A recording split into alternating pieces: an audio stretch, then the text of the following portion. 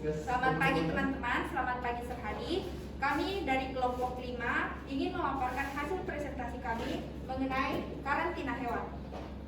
Kami beranggotakan 4 orang, yang dimana saya Valencia Aurora Ursula Julianton, Saya Trianggila Nulandari. Saya Nurintan Rahmadani. Oke, jadi yang pertama-tama kami akan membahas tentang pengertian dari karantina.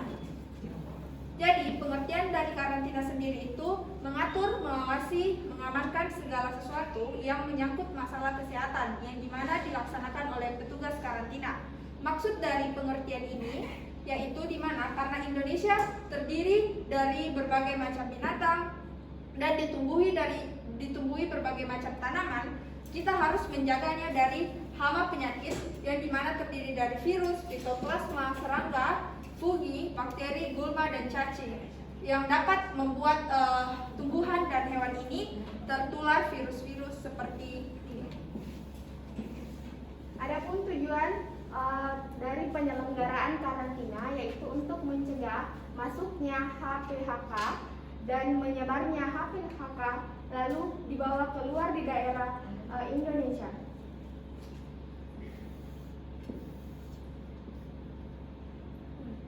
Apa itu HPHK? HPKH adalah hama penyakit hewan karantina. Nah, seperti yang kita ketahui bahwa HPHK atau hama penyakit hewan karantina itu tidak dapat berpindah dari negara asal ke negara tujuan.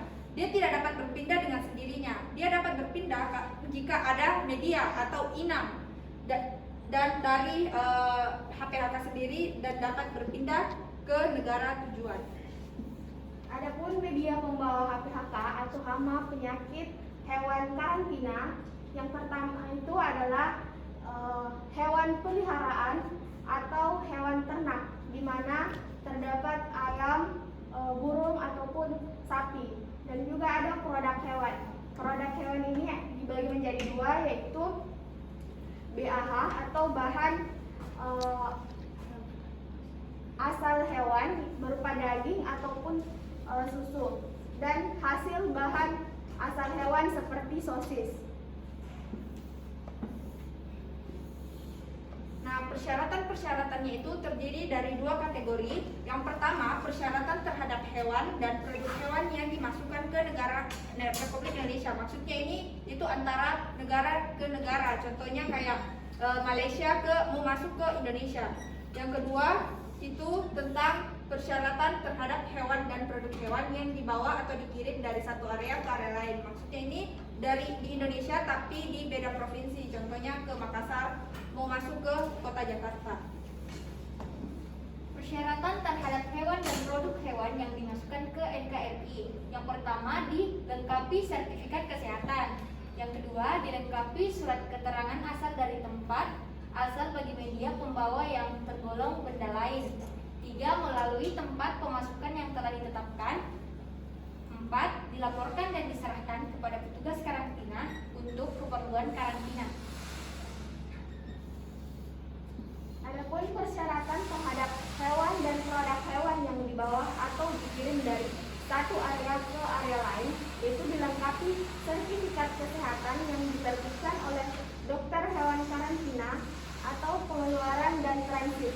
Dilengkapi surat keterangan asal dari tempat asal bagi media pembawa yang tergolong benda lain. Benda lain di sini adalah maksudnya seperti vaksin ataupun bahan pangan. Dilaporkan dan diserahkan kepada petugas karantina untuk keperluan karantina. Prosedur dari karantina sendiri, yang pertama itu mengisi formulir permohonan pemeriksa karantina. Ini bisa dilakukan secara offline maupun online. Jadi kalau buat orang-orang yang mau mengisi formulir secara online, dia tidak perlu datang ke kantor. Dia cuma perlu mengisinya secara online. Yang kedua itu, setelah mengisi formulir, petugas akan menginput data, menyimpan permohonan pemeriksa karantina. Lalu ketiga, petugas menyerahkan permohonan karantina ke supervisor. Lalu keempat, petugas pejabat fungsional menyiapkan bahan, alat, dan fasilitas untuk penyelenggaraan karantina. Lalu kelima, petugas pejabat fungsional melakukan pemeriksaan fisik dan dokumen. Keenam, pemeriksaan dapat dilakukan di instalasi karantina hewan jika tidak dapat dilakukan di alat angkut seperti udara maupun laut. 7. Petugas pejabat fungsional menandatangani surat persetujuan bongkar apabila tidak ditemukan adanya penyakit hewan yang menular. 8. Petugas pejabat fungsional menandatangani surat persetujuan masuk untuk pemeriksaan lebih lanjut setelah menerbitkan surat persetujuan bongkar. 9. Menerbitkan surat pembebasan sertifikat pembebasan jika sudah memenuhi syarat dan bebas dari penyakit atau virus.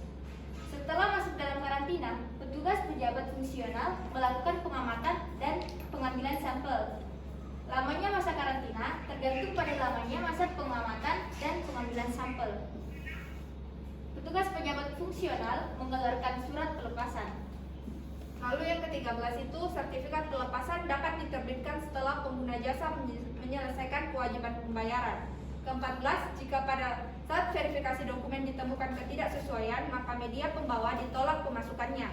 Ke-15, media pembawa dilakukan penahanan apabila pertama menjamin dapat memenuhi persyaratan dokumen. Ke-16, apabila pengguna jasa tidak dapat memenuhi persyaratan, maka media pembawa ditolak pemasukannya. Maksudnya dari tidak dapat memenuhi persyaratan ini, dia tidak dapat memenuhi syarat-syarat dokumennya. Setelah diperiksa dia tidak cocok, dia harus memenuhi persyaratan dokumennya. Dan apabila media pembawa ditolak pemasukannya dan tidak segera dibawa keluar dari wilayah negara Republik Indonesia, maka media pembawa itu akan dihancurkan atau dimusnahkan jika tidak dikeluarkan dari wilayah Indonesia kurang lebih 24 jam. Mungkin itu saja presentasi kami tentang karantina hewan. Semoga teman-teman dapat memahami dan mengerti presentasi tentang karantina hewan. Terima kasih.